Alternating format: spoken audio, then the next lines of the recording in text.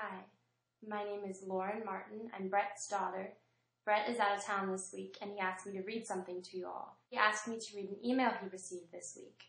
To all of you, it's a true story about a woman's life. I wasn't raised like other girls. I was raised like my brothers by my military father. I was so close to him. I'm his little girl and the one who he trusts the most. Every time before he goes to work, I used to fix his badges on his military uniform. He taught me how to load a gun and how to use it when I was 7 years old. So I was raised like a tough girl in a military base where I can hear the guerrilla troops chant in the morning and Tornado F-14 fighters flying, keeping the sky noisy all the time. So I was the fearsome tough girl, known like that amongst my friends and members of my family. My mom used to say that I have a heart made of stone, for I was emotionless, a hard girl who sometimes ended up fighting with my older brothers. I finished my high school and I went to the university and graduated, then worked in a military hospital for a year, but then quit and went for education as a teacher. I was assigned to work in a high school located in the desert. I had to travel daily through a desert road and do my job, then come back. But my family saw that I could do it, because I was the crazy tough girl after all. But something really happened that did something to me and made me someone who I've never thought I would end up to be. A few years ago, when the war started in South Lebanon, the last attack, I was at the summer house with my family. All of us were there, my nephew, my parents, my sisters and brothers. One of my friends happened to be there in Lebanon with her family when the war started, so I was following the news and hoping she could make it out of there alive. Every morning I used to watch on TV and watch the Al Jazeera channel, hoping my friend managed to escape, since day one of the attack through the north borders. But I couldn't stop watching the news on the TV. There were those crazy scenes when they pull out dead children from under demolished houses.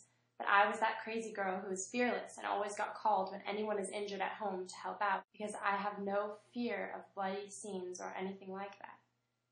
A few weeks passed like that.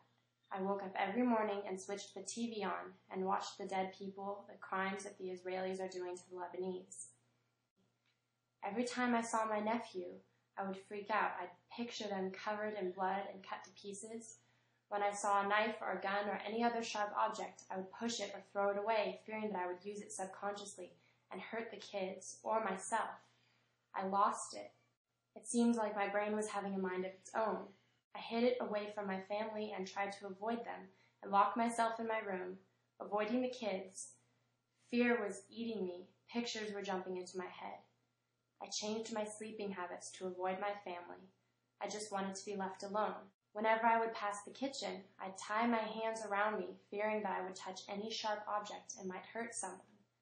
And finally, one day I couldn't bear it. My sister came to my room, and when I started crying and begging her to keep the children away from me and away from my sight, I'm not okay anymore. I need to be away from people and live in my room alone. Of course, she was freaked out. She offered that I should seek a therapist, but that was going to risk my job because I was a teacher. And I refused. She started treating me by reciting some verses from the Quran to make me feel better. It took 2 years for me until I started to feel better. All I used was praying and seeking treatment through Quran and God. I'm much better now. No more crazy pictures jumping into my thoughts. But still, I can't watch any blood, even in movies or even simple injuries. Now, what really comes to my thought whenever I remember what has happened to me is I'm not the person who lost those children in Lebanon. I'm not the person who was close to them when they died. I'm not the person who carried their dead bodies.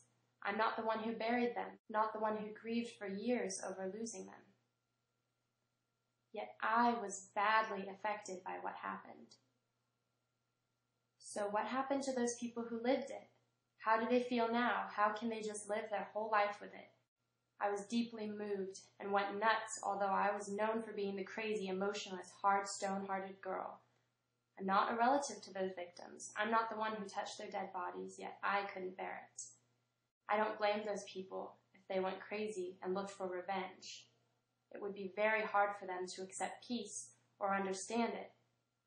Everywhere, all over the world, whoever tastes such pain, whether Palestinian, Lebanese, anyone, I would fully understand if they seek revenge instead of peace.